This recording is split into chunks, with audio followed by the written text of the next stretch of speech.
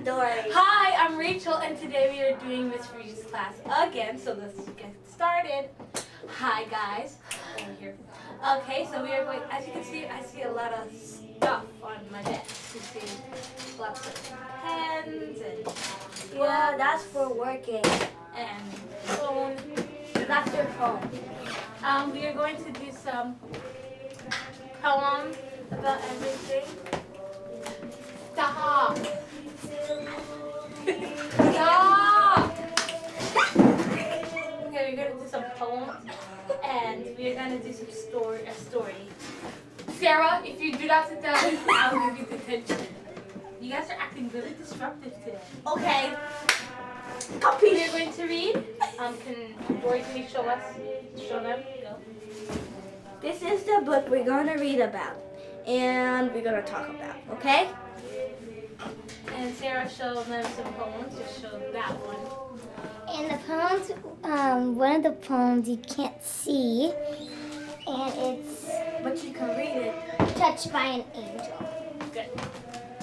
So now we're just gonna start. So let's start with Hank, Aaron, and I saw that you were reading today, so you should answer a lot of questions. Yeah.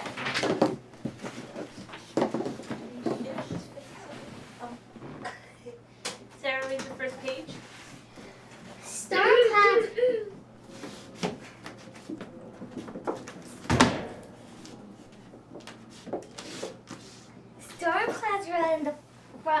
Storm clouds roll in from the Gulf of Mexico. Introduce who you're reading about, Sarah, please. We did. You did? Yeah. Okay, sorry. Go ahead. Storm clouds rolled in from the Gulf of Mexico. They piled up in black wads over the South Pole Diamond in Mobile, Alabama. In a few minutes, those clouds would zip open and down came drowning rain on the team below. The crowd on the rickety bleachers wasn't looking at the sky. They were watching Henry Aaron, a slender 14-year-old boy. "Do it, Hank," somebody yelled. Thunder rumbled. It was the last of the night. The team was behind 3-1. There was a man on the first and one on the third with 2 outs. We like that. Go ahead. Dory, read the second page. Oh, you can put the phone over there. We're not going to use that right now. This page is not hard.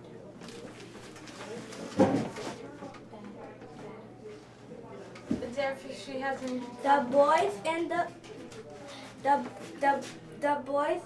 batter's box stood quickly. He grabbed the bat in a strange way. A right-hander, he had his left hand on the top of a cross-handed grip. The first pick was wide. The plant a sure ball, but Heike did not want to wait. He was thinking, if it started to pour, they might call the game. We lost. We waded into the bad pitch. Okay. I'll just do it from my seat here. No. Just read this straight. Splat! The softball basted off into the farthest reaches of the outfield. It was getting dark. The outfielder lost the ball. The fans screamed as Hank's 2 teammates scored. Then Hank himself came sliding home through the dust, and the game was won. So we're just gonna go up. And I'm just writing your grade down so I can change your reading levels, and you guys are good. Just writing, so don't mind. Friends pounded Hank on the back. Some of the teams were jumping up and down with joy, but Hank just gave a little smile and started picking up his things to go home. "Hey, man," one boy said to him, "don't you even care?" "There's just one thing I care about," Hank replied, "and that's what's gonna happen to me when my mother sees these pants dirty." The team broke up laughing that Hank, he always had a wise answer. This one? He was a boy who was hard to know, even though he was the best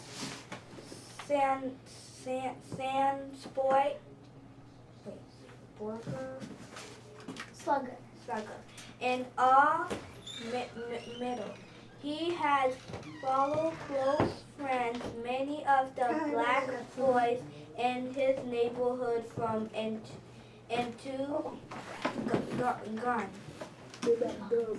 games. But Henry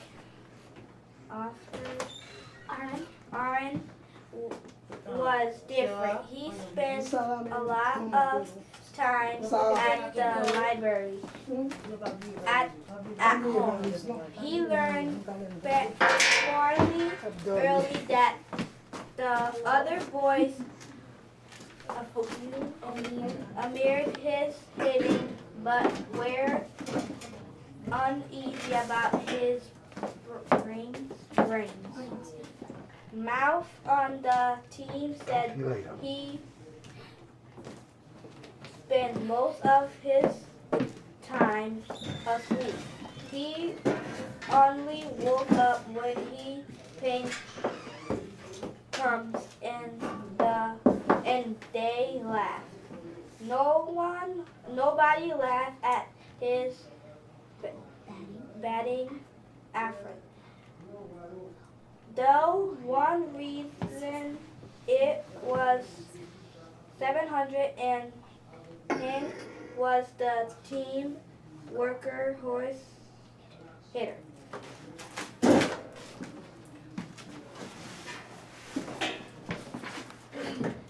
His father had shipyard welder. The family lived at a neat frame house in the Toomville neighborhood of Mobile.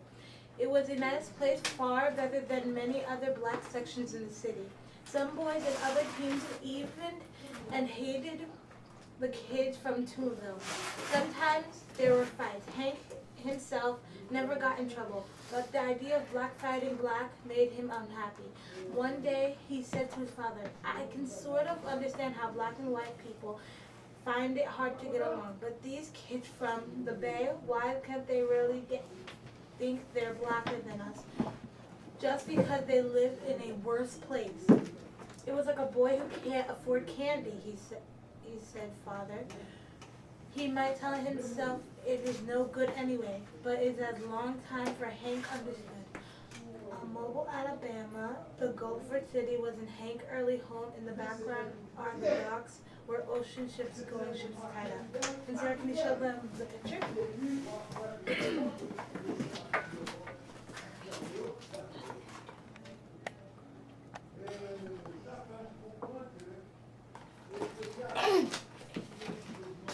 Hank's boyhood hero, Jackie Robinson, pulls down a high throw in 1947 at the start of the Major League career.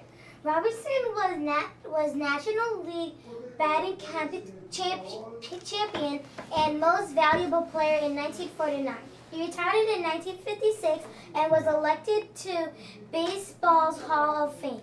Black hatred cost Hank his first chance at a big legal tryout. A Dodgers scout came to Mobile when the boy was 15 and a top player on the semi-pro Black Bear team.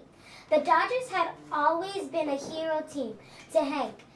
Hadn't they hired Jackie Robinson, the first black man to play in the major leagues?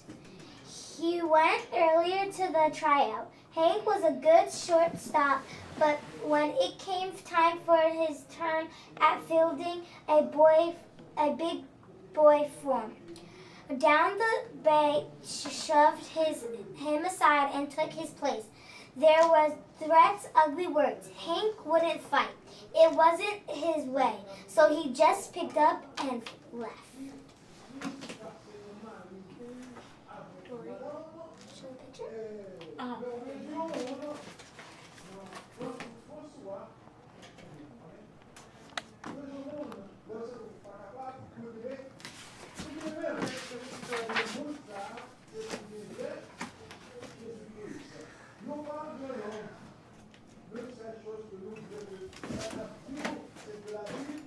All through high school,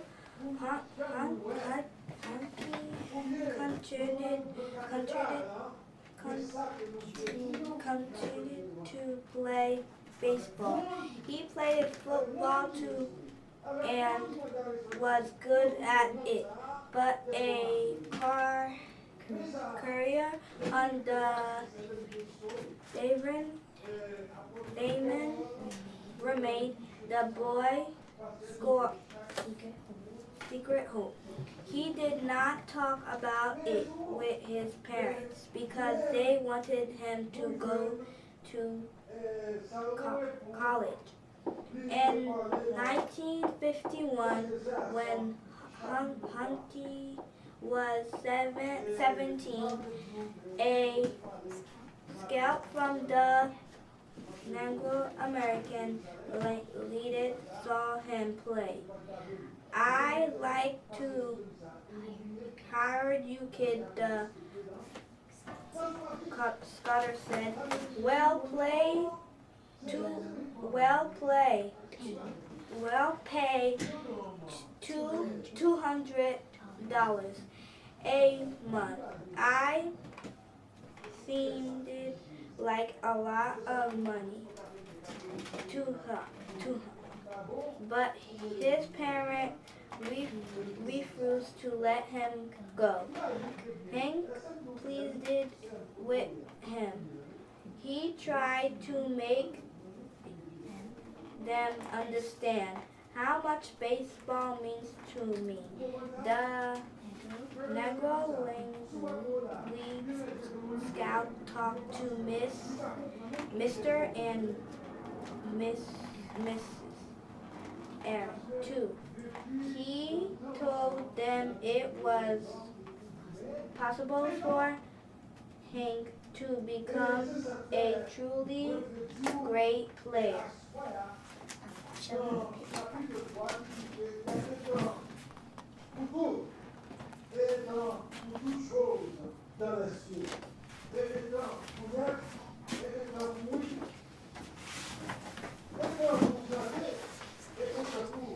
We will stop after that chapter there. Okay, go. Bring it. Finally, Mr. and Mrs. Aaron gave in. Mr. Hank must have finished high school. Then he could join the team. The next spring, Hank signed a contract with the Illinois Clowns, one of the top teams in the league. That's not like funny clowns, just a specific kind of team that they have. He took a train to the Clowns camp in South Carolina and arrived full of hope and nearly scared to death. Being frightened didn't hurt his game. The first time out, he went 10 for 11 at his plate. Playing shortstop, he started 5 double plays. There were major league scouts at Clowns camp. They said to themselves, "What have we here?" Okay, we're gonna stop for that today, and that will be mostly it. I was wondering if you guys want to read at least one poem, just one of each, to just finish off for class. You guys want to do that? Yes.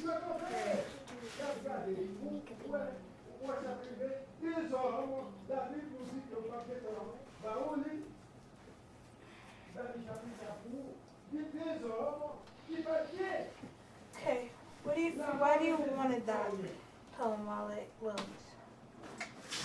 Because I love New York.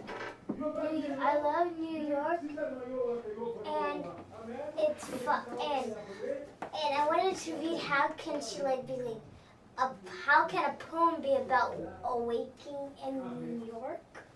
Well, you're gonna find.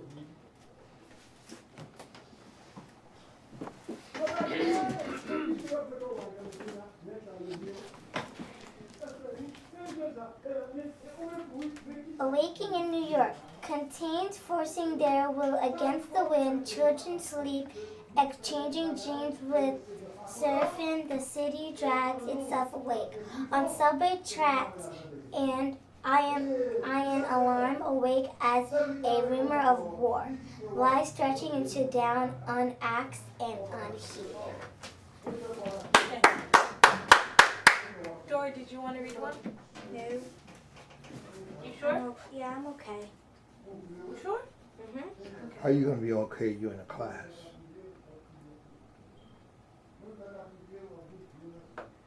This is a class. Get her a poem and work with her on reading it. Okay. That's easy. Alone. Okay. Dory, you're gonna read alone now. Tell me, what do you think that the word alone means? Alone? Mm-hmm. Alone means that with nobody, like you just by yourself. Alone means that you're with nobody, you're alone, and you're eating all by yourself. I still need more on that. I'm still not understanding what you mean.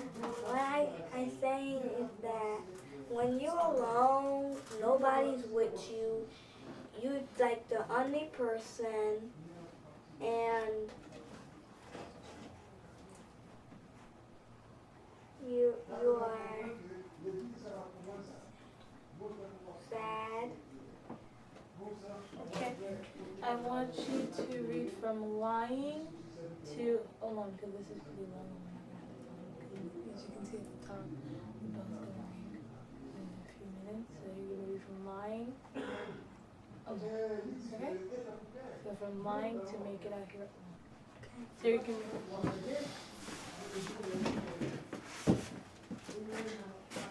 Lying, thinking last night how to find my soul at home, where water is not thirsty and breath flow is not stone. I came up with one thing, and I don't believe I'm wrong. That nobody but nobody can make it out here alone. Alone. Nobody but nobody can be it out here alone. There was some minerals with money. They can't use their wife run around like branches. Their children sing the blues. They go experience doctors to cure their heart of stone, but nobody can make it out here alone. Good job. Okay, I'm just gonna read one poem, and then, because we only have about 5 minutes. I will make a statement after the class. So you go ahead. This poem's really long, so I'm just gonna read half. Yeah, you can go easy. When I was young, I used to watch behind the curtains as men walked up and down the street. Window man, old man, young man, sharp as mustard. See them, men always going anywhere. They knew I was there, 15 years old and staring at them.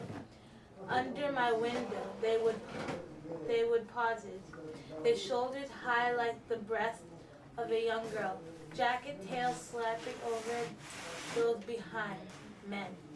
One day they hold you in the palms of the hands, gentle as if you were the last raw egg in the world. Then they tighten up, just a little. The first squeeze is that a quick hug, soft to your defense, a little more, the hurt begins. Wrenched out a smile that sides around the fear. When the air disappears, your mind pops, exploding fiercely, briefly, like the head of a chicken match shattered.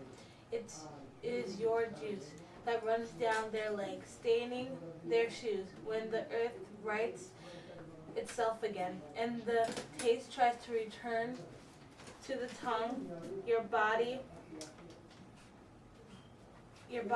has slammed shut forever. No keys exist. Then the window draws full upon your mind. They're just beyond. The sway of curtains. Men walk, knowing something, going someplace. But this time, I seriously stand and watch. Maybe.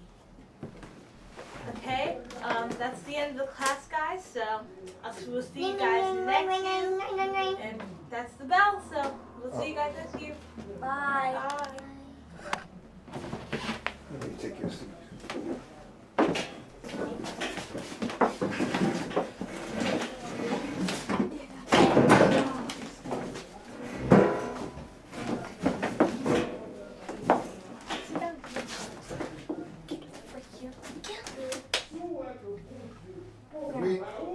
One of the reasons why we developed this Mrs. Frejuste class is this here, is that so many times people spend a lot of energy into sports and things of that nature, and they spend energy into thinking that just at a click of the wrist that things are just going to work.